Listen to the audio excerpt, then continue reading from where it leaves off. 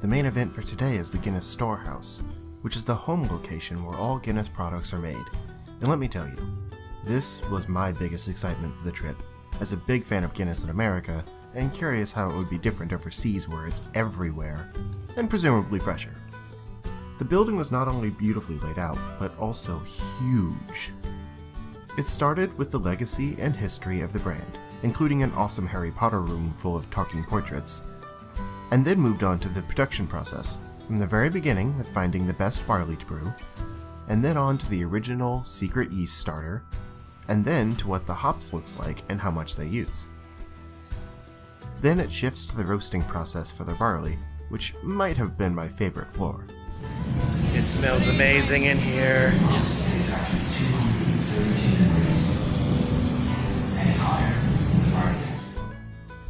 The next part was all about the process of combining these ingredients, and how fermenting the yeast fits into the process as well.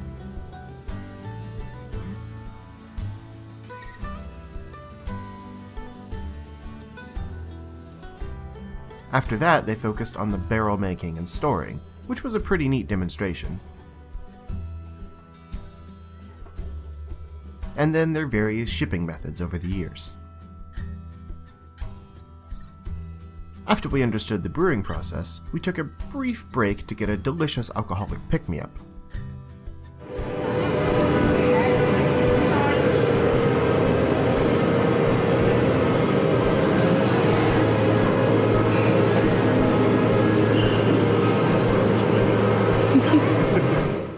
And then headed up to the next floor for our first official tasting from the source, where they taught us the proper way to sip Guinness with your whole mouth to get the full range of flavors.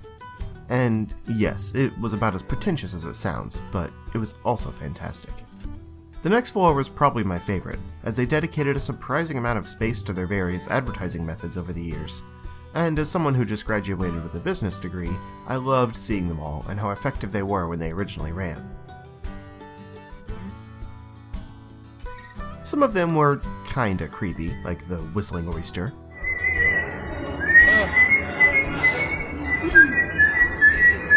Bit bizarre.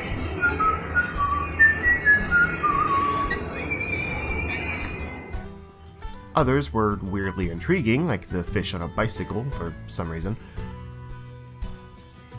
And some were just really cool and interactive, like the harp that actually played the right notes without any strings.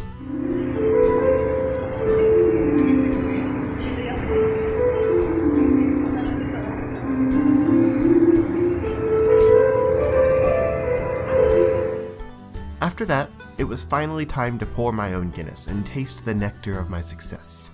They had a cool classroom where they explained the process for a proper pour, and then let us loose to do it ourselves and compare the results. Mine was totally the best, by the way, because I've been a Guinness pro for years.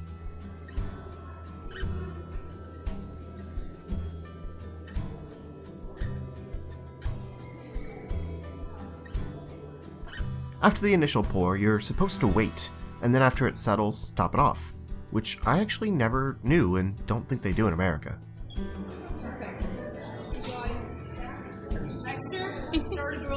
Once I'd finished my pour and received my award for being perfect, it was time for the taste test. And by that I mean we sat there until I finished the whole thing. And then we headed up to the top floor, which was a super awesome bar that overlooked most of Dublin. Brooke got her own pint up there, and even though she's not a big beer drinker, she still drank it just for the cool frothy mustache that Guinness promises.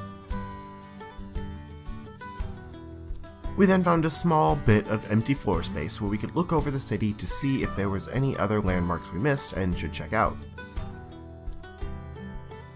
And then, after I finished Brooke's beer for her, we left the storehouse and went on a mission to get some food on our bellies to pad the beer. And I insisted we do lunch at Nando's because my British friends have hyped that place for years, and we passed one near our hotel.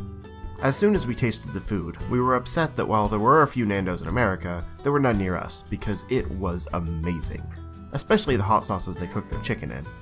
And we wanted more immediately. After lunch, we headed to a museum full of bad taxidermy, because Brooke apparently wanted us to throw up our delicious chicken lunch, but it was admittedly cool, though you could tell the quality of taxidermy varied greatly.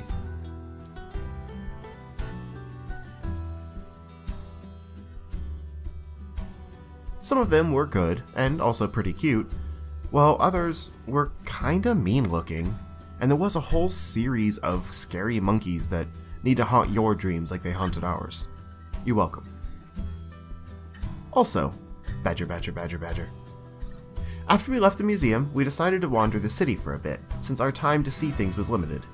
We went through a park that had a sexy Oscar Wilde chilling on a rock for some reason, as well as a human sacrifice on display.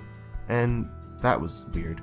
But as we went all the way to the river, the views around the rest of the city looked beautiful. It was even better since we got there around sunset. Pictures really don't do it justice.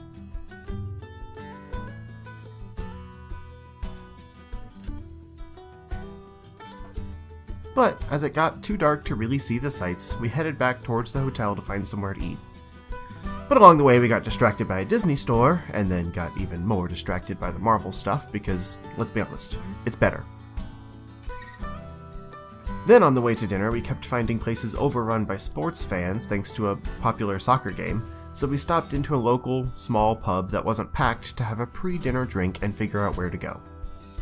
We ended up at a delicious gourmet burger place, and with our bellies full of delicious Irish beef, we headed back to the hotel for the night.